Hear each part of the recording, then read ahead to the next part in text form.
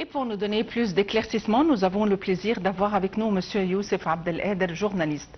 M. Youssef Abdelkader, bonsoir et bienvenue avec nous. M. Youssef Abdelkader, êtes-vous en ligne? Madame, je suis en ligne. Bonsoir. Bonsoir.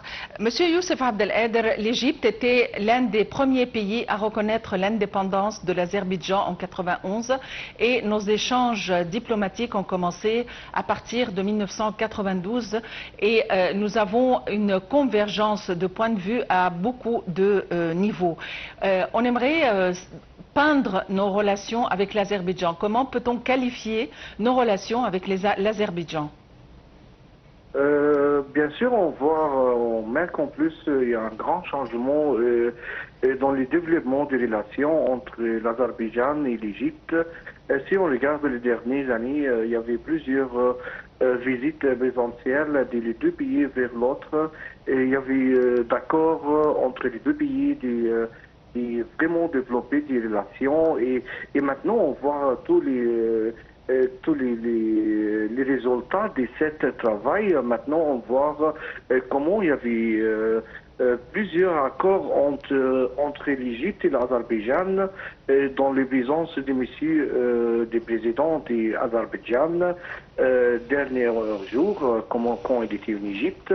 On a vu toutes les visites qu'elle a fait, comment il était intéressé vraiment dans tous les secteurs, tous les domaines différents pour de travailler avec l'Égypte et d'échanger l'expérience avec l'Égypte, de commencer de nouvelles recherches.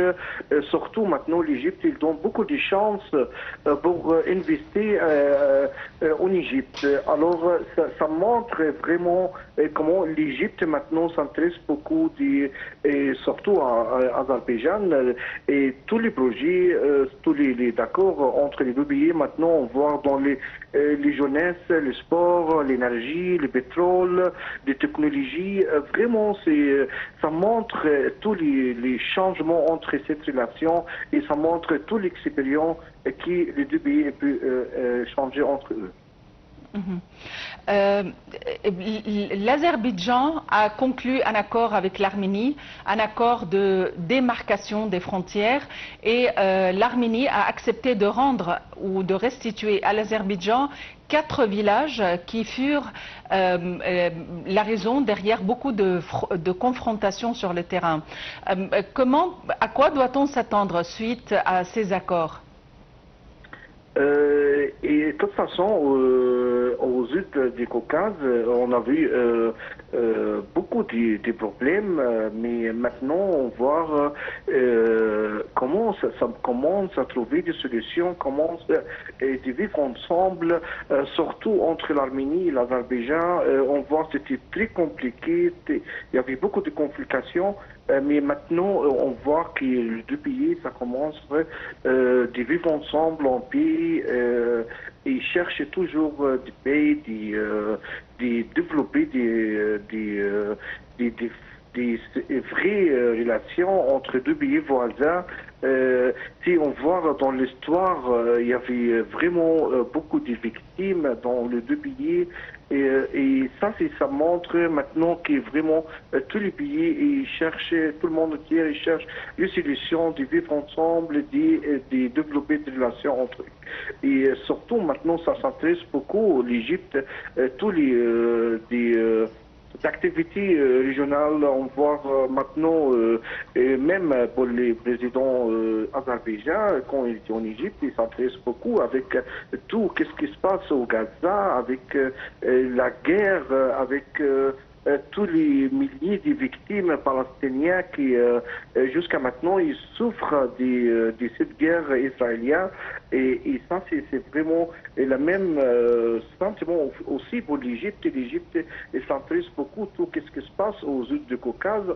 Et avec tous les changements maintenant, et ça montre qu'on doit tous vivre ensemble, on doit trouver des solutions, il faut voir le dialogue, surtout si on voit avec Azerbaïdjan et l'Arménie.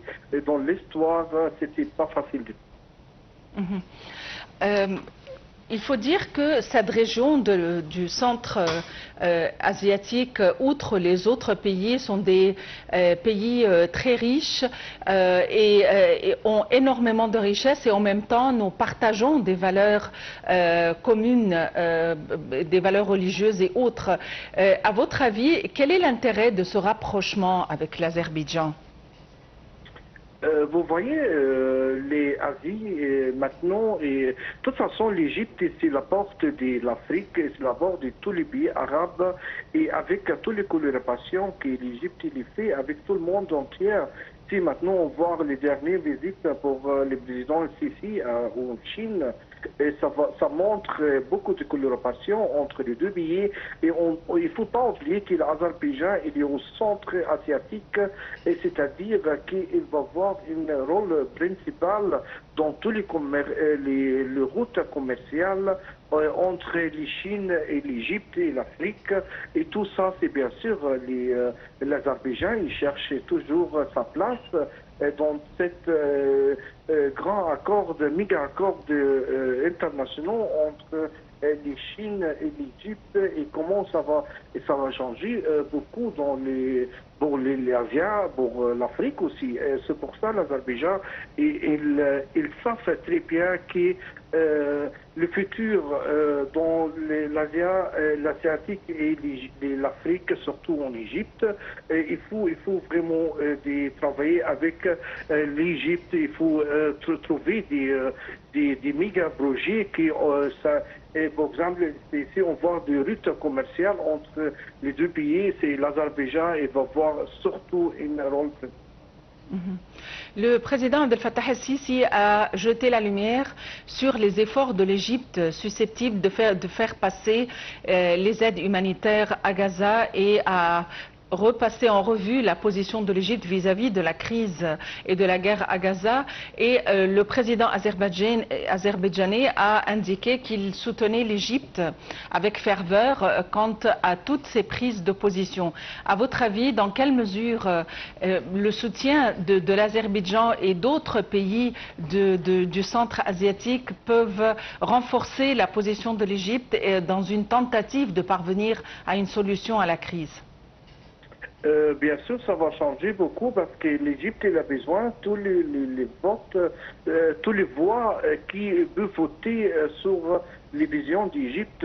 L'Égypte sait très bien tout ce qui se passe dans notre région du Moyen-Orient, surtout sur la frontière avec Gaza, et l'Égypte sait très bien comment on peut développer tout ce qui se passe maintenant pour savoir les paix dans notre région.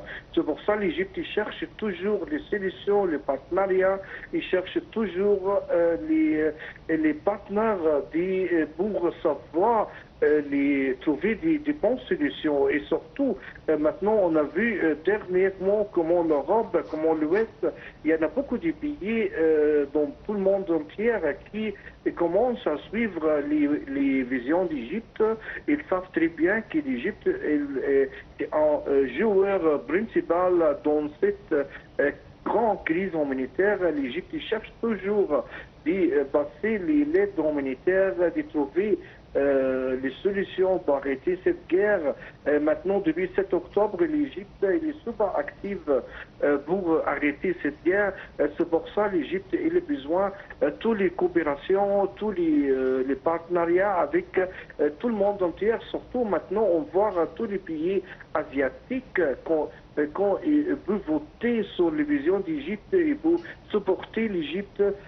Ça, c'est vraiment des relations internationales qu'on doit garder en bonne relation avec tout le monde. Il faut adopter les visions d'Égypte, et tout ça, ça va supporter l'Égypte pour tous les dossiers internationaux.